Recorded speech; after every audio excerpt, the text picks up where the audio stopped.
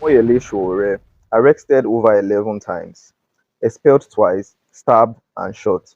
From the title of this video, it sounds like a John Wick movie, but I can assure you it's more than that. Because funny enough, OMOYELE SOWORE has actually been arrested more than 11 times, a lot more. However, I could only get 11 documented cases of his arrest over time.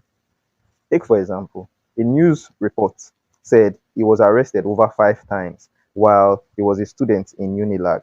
However, I could only get 2 documented cases of such arrest.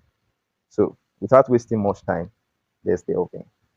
Starting at number one, we will have to go back in time to 1992 when OMOYELE SOWORE led 5,100 students. I wonder who counted. However, he led 5,100 students in a protest against the then Babangida military regime. Unfortunately, the police opened fire and killed 7 students. Sowore was arrested and tortured. So now you can see why Sowore has said he would never align with, sit on a table, or work with the likes of Babangida. Babangida, them, Obasanjo, anybody where you see where Obasanjo they support, Babangida they support, they are part of Ruin Nigeria FC football club. Let's just move 1 year forward in time to 1993. A very, very, very, very old newspaper published that OMOYELE SOWORE, the then SUG president of Unilag, was arrested at the school's gate while he was attempting to negotiate the release of 8 students detained by mobile police. It was said that this was actually an attempt made to lure Sowore out in order for him to be captured and arrested. Due to the fact that OMOYELE SOWORE was expelled twice, he ended up doing a 4-year course for 6 long years, spanning a period of 1989 to 1995. If you follow me from university, there are people that listen to me will go Unilag with me. They expelled me twice from Unilag as a student activist. We spent 6 years to graduate instead of 4 years. Funny enough, one of the reasons why he was expelled by the university authorities was because of his anti-cultism struggle as the student union government president. He was actually stabbed on the head by a cult group, and this led to him, the innocent party, being expelled. When I got outside, a different group of these guys pounced on me, and then one of them stabbed me in the head and left the knife there. And then they stripped me naked and started dragging me on campus, and students were just like, people were throwing stuff at them. I don't think we came back to school until maybe 4 or 5 months later. But when the school reopened, we went and organized ourselves. When they reopened the school, I slipped into the school, even though I was still wanted at that time. When the students saw me, they got excited. Went on the protest. We did exam boycott the next day. And eventually, by 12 noon the next day, the school authorities issued a statement claiming that we've been granted amnesty, which is amnesty for the student leaders and amnesty for the court guys. So you were allowed back in to write your exams? Well, of course, they had no option. Anyways, after all this ordeal, he finally graduated. And during his NYSC days in Adamawa State, he worked at the Adamawa Broadcasting Service, where on a fateful day, he announced and condemned the execution of Ken Saro-Wiwa. This led to a national uproar, and the government did not like this. He was subsequently dismissed from the Adamawa State Broadcasting Service, and on his passing out parade, he was arrested and detained. Until this very day, his NYSC certificate was never issued to him. So I went and reported that Ken Saro-Wiwa was killed on ATVU. It's a recorded program. My supervisor did not watch it before it was played, and suddenly everywhere went gaga. They pulled the news, removed me from ATV Yola, and then I finished my NYSC, and I was arrested and detained in a military guard room at the at the Air Force Base in Yola. But till today, I was never given my NYSC certificate. I don't have an NYSC certificate that I stand in front of. Never. But I don't need it anymore, because I've served the country more than any copper. Now, let's move on to a very interesting year for OMOYELE SOWORE. An interesting year because he was arrested twice. Well, this won't be the only year he has been arrested twice. The first arrest was because of his involvement in a protest with candidates who could not obtain the GCSSC form before the deadline day.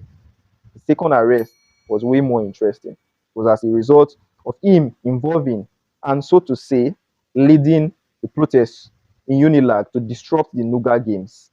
The protest was against the Abacha military regime in an attempt to uproot or to say that the military must go. Sowore was subsequently arrested and detained at the SAS cell, where Sowore claimed that most of the victims were shot below the ankle, tortured, and killed. This may actually have been the straw that broke the camel's back, because after Nigeria subsequently gained its democracy, a democracy that was fought for by the likes of Sowore over the years, in 1999, Sowore subsequently packed his belongings, knowing his life was in danger, and left Nigeria for the US. And the center of the student opposition to the government. In the following years, Sowore led dozens of demonstrations in support of democracy, like this one at the National University Games in 1998. What started with chanting outside the gates ended up with the entire student body rallying on the field against the military leadership. At the center of it all was OMOYELE SOWORE.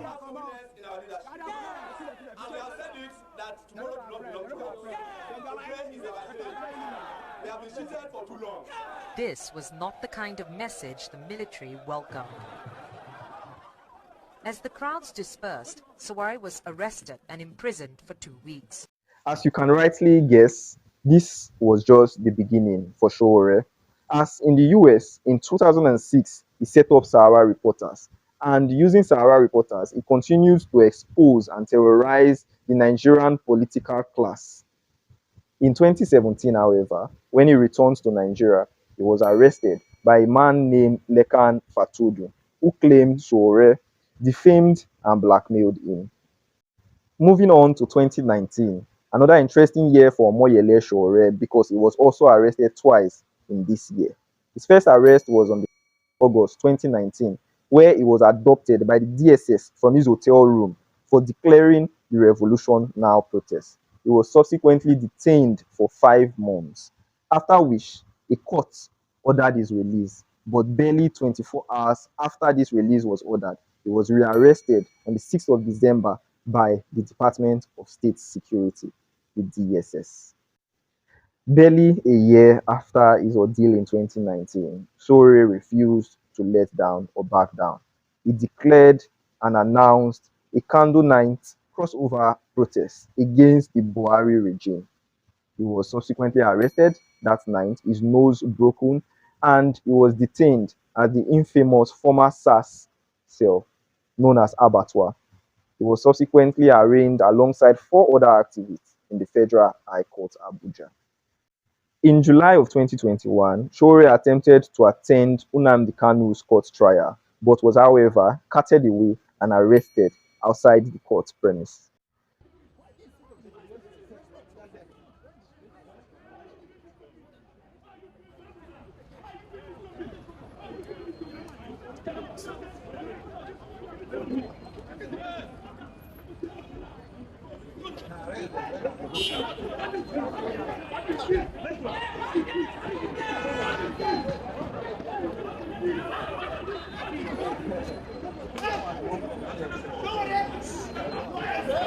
During this time, OMOYELE Sowore's party, the African Action Congress, took INEC to court. And as you can expect, OMOYELE Sowore was again arrested in February of 2022 outside the Federal High Court during one of these proceedings. He was again taken to the infamous Abattoir. However, no reason was given for his arrest. On the 31st of May 2021, OMOYELE Sowore was again arrested. No, he wasn't arrested. Oh my God! It was much worse. Surprise, motherfucker! He was actually shot at by a policewoman with a tear gas canister while protesting at the Unity Fountain. If you stuck around with me to the end of this video, it means you enjoyed this video. If you did actually enjoy it and loved it, I would not ask you to subscribe. I would rather you watch the next video, which would be somewhere on the screen. And as always, And as usual, thanks for watching.